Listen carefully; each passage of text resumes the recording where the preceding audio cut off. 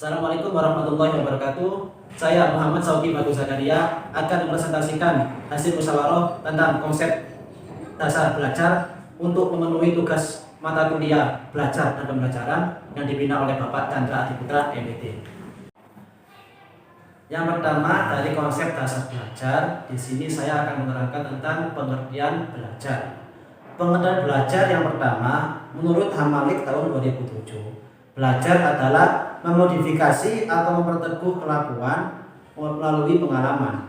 Jadi setiap manusia atau setiap siswa atau setiap pelajar itu mempunyai pengalaman tersendiri, baik itu pahit ataupun manis. Nah, dari pengalaman itulah mereka dapat memperbaiki kesalahan-kesalahan menjadi yang lebih baik.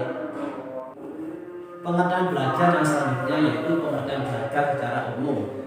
Pengertian belajar secara umum yaitu semua aktivitas mental atau psikis yang dilakukan oleh seseorang sehingga menimbulkan perubahan tingkah laku yang berbeda antara sesudah belajar dan belum belajar. Nah, dari segi sesudah belajar atau sebelum belajar itu akan timbul perilaku atau mental yang berbeda. Kalau seumpama si pelajar tadi sudah melakukan pembelajaran dengan baik, maka mental atau perilaku itu akan berbeda, akan lebih baik.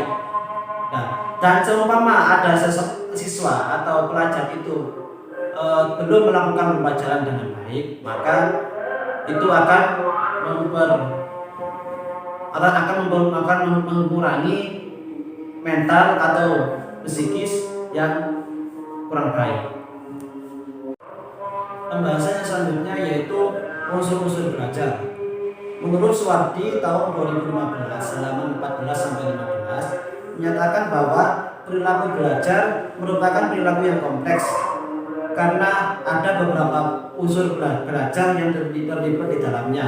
Di antaranya yang pertama yaitu tujuan, yang kedua pola respon dan kemampuan yang dimiliki, yang ketiga penafsiran terhadap situasi, yang keempat yaitu reaksi atau respon. Unsur-unsur belajar yang pertama yaitu tujuan. Tujuan ialah dasar dari aktivitas belajar untuk memenuhi kebutuhan yang dirasakan oleh orang yang bersangkutan. Kita sebagai pelajar itu seharusnya dan semestinya kita mempunyai tujuan. Agar apa?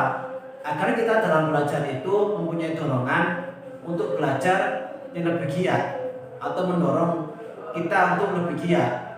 Karena untuk mencapai tujuan itu kita harus lebih giat, harus semangat dan mencapainya dengan baik.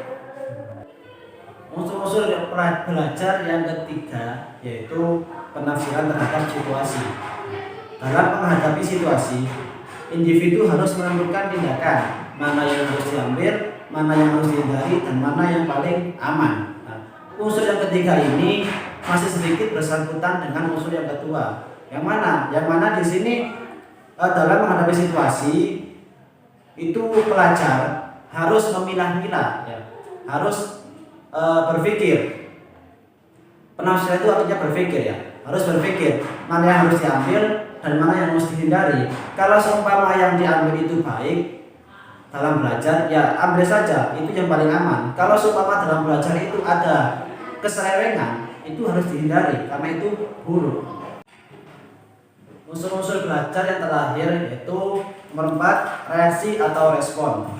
Setelah memilih dinyatakan, maka yang dapat dilakukan seseorang dalam memenuhi kebutuhannya yaitu melakukan reaksi atau merespon dengan melakukan sesuatu. Imron tahun 2016. Ya.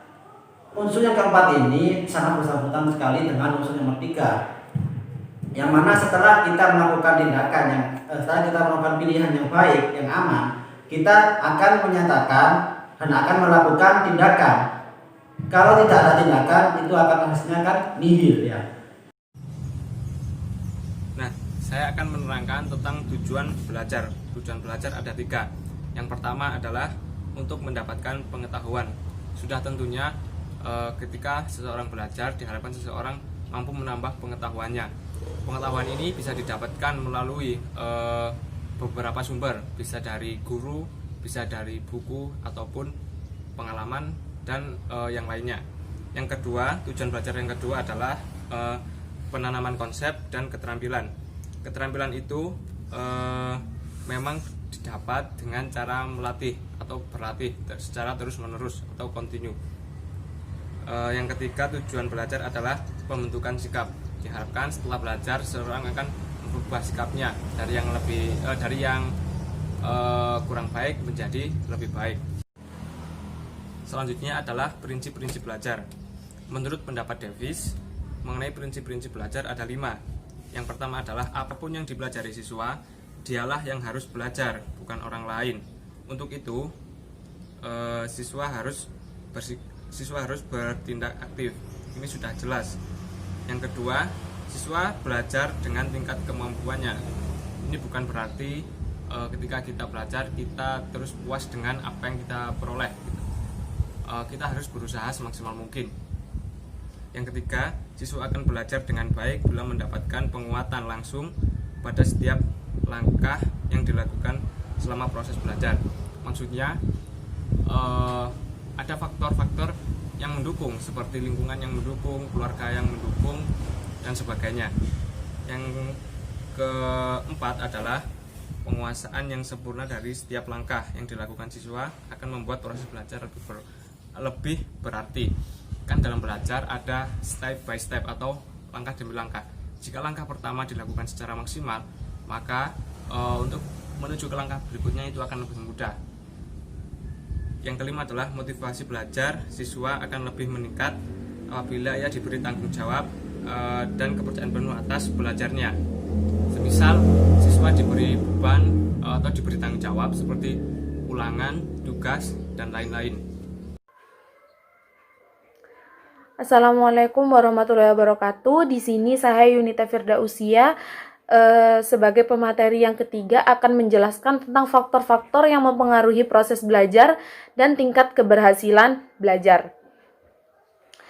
Menurut Hamani, belajar yang efektif sangat dipengaruhi oleh faktor-faktor kondisional yang ada. Faktor-faktor kondisional tersebut dibagi menjadi 7 bagian, yaitu yang pertama faktor kegiatan, penggunaan, dan ulangan. Yang kedua yaitu faktor latihan dan keberhasilan. Yang ketiga faktor asosiasi. Yang keempat faktor kesiapan belajar. Yang kelima faktor minat dan usaha. Yang keenam faktor fisiologi. Dan yang terakhir yaitu faktor inteligasi. Nah, faktor yang pertama, di sini siswa banyak melakukan kegiatan neural system, yaitu seperti mendengar, melihat, merasakan, berpikir, dan lain-lain. Kemudian, siswa juga perlu melakukan kegiatan lainnya yang diperlukan untuk memperoleh pengetahuan, kebiasaan, sikap, dan minatnya. Nah, sedangkan untuk faktor latihan dan keberhasilan di situ siswa memerlukan latihan, misalnya mengulang-ulang pelajaran yang telah didapatkan sebelumnya atau mengevaluasi pelajaran sebelumnya untuk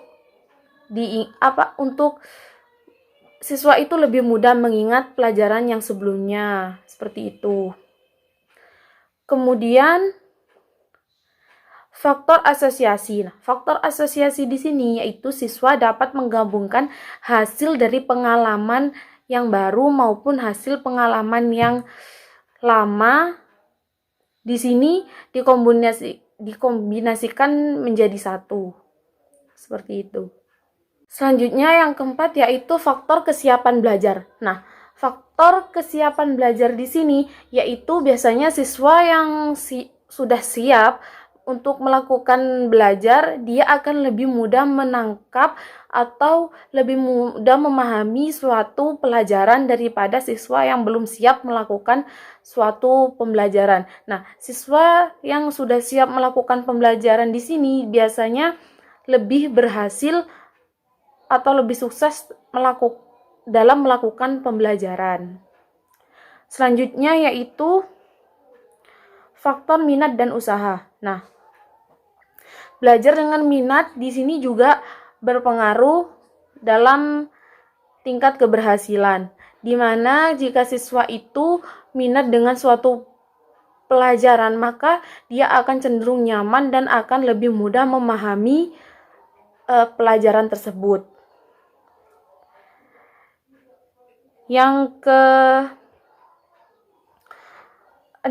yaitu faktor fisiologi. Nah, faktor fisiologi itu adalah kondisi badan siswa yang belajar sangat berpengaruh dalam proses belajar. Nah, seperti biasanya kan kalau siswa itu di jam kosong itu melakukan kegiatan, kadang bermain, mungkin di anak SD ya, atau SMP itu kan biasanya kalau pas waktu jam kosong atau jam istirahat itu kan mereka bermain seperti lari-larian atau melakukan kegiatan yang ketika kembali ke kelas itu dia merasa capek atau loyo atau seperti kurang bersemangat, seperti itu. Nah, di situ di dalam kelas itu guru harus bisa menghidupkan suasana agar murid tersebut bisa melakukan atau menerima pelajaran dengan baik. Kemudian yang terakhir yaitu faktor inteligensi.